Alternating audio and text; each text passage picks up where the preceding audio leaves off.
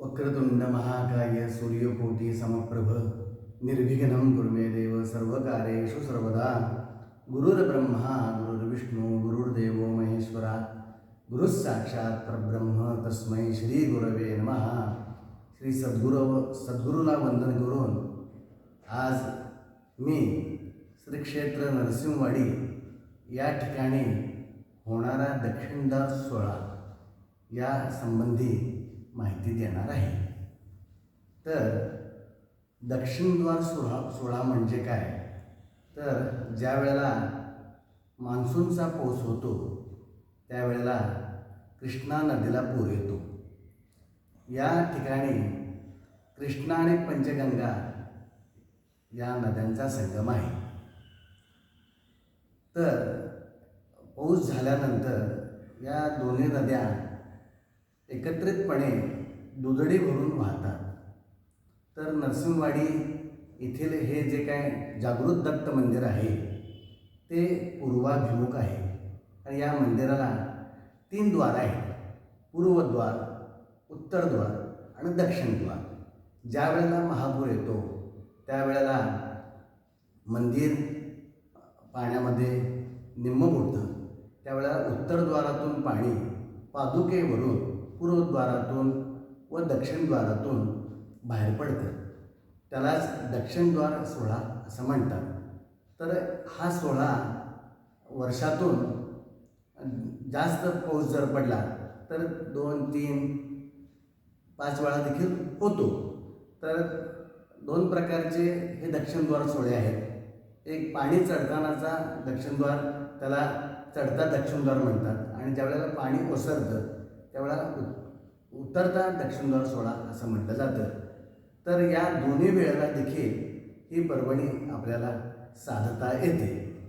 सर्व भाविक या ठिकाणी येतात आणि आपले कायिक, वाचिक, मानसिक सर्व पापांचं क्षालन व्हावं म्हणून या दक्षिणद्वार सोहळ्यामध्ये स्नान करतात. तर प्रतिवर्षी ही कृष्णा नदी गुरुपादुकांना भेटण्यासाठी येत असते.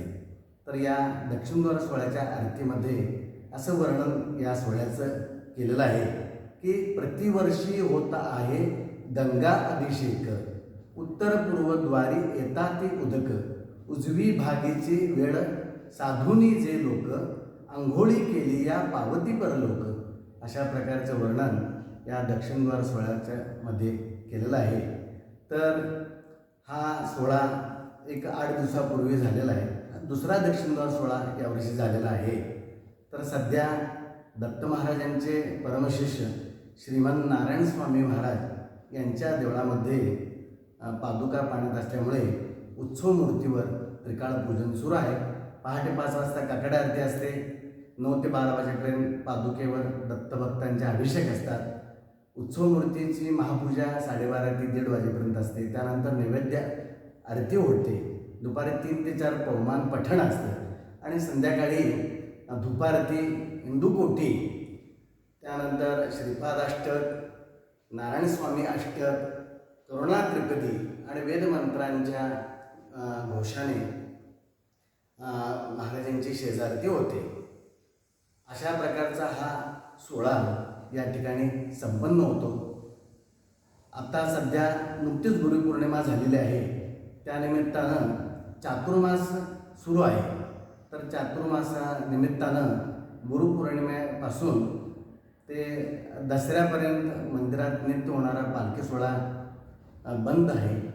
गुरुपौर्णिमेला शेवटची पालखी असते.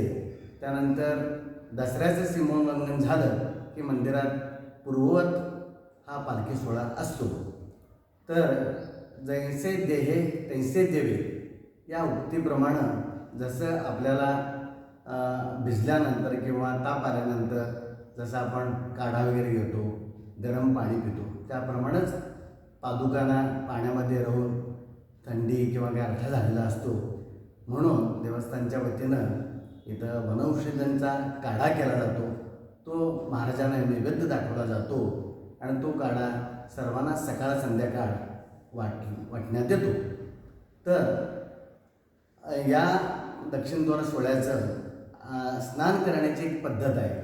तर त्या आरतीमध्ये सांगितले आहे त्याप्रमाणे स्नान करावं असं सांगितलेलं आहे. तर प्रथम गणपती चरणी करी स्नान एक, सद्गुरु पादुक सन्निध दुसरे अवलोक, दक्षिणद्वारी पिंपळ उमरत्रे रोक, पदरज होवनी वाहे कृष्णा सन्मुख. म्हणजे प्रथमतः गणपतीच्या चरणी स्नान करावं, त्याच्यानंतर मग समोर पादुकेंच्या समोर एक स्नान करावं आणि तिसरं दक्षिणद्वारमध्ये एक स्नान करावं असं सांगितलेलं आहे.